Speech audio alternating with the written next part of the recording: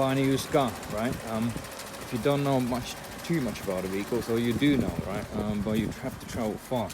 So here, offer a male meets offer inspection, asking price 5.2. That's what you see. Everything is filthy inside, dirty stains, dog odor inside, heavily corroded discs all the way around. Front pads requires advisory front discs, 2 tires. Everything has been messed around, everything is loose, rattles. It needs both. It needs 2 engine mounts. The rear one has been replaced. There's an oil leak coming. Heat shield is gone. Some plastic trays missing. There's no service history.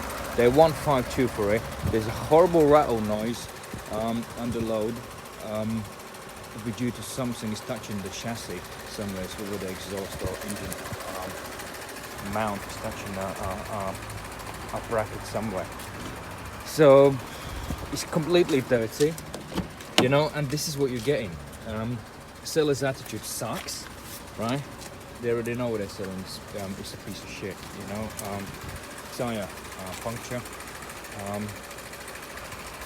Can't even see the small blemishes, you know. But this is what you're getting, you know.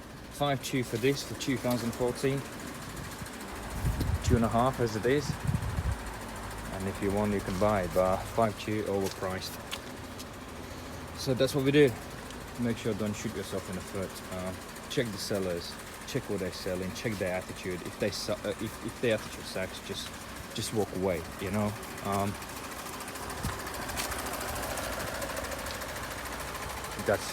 That's life, you know. And it sucks. What can you do? That's why I have CarExamer. Take care.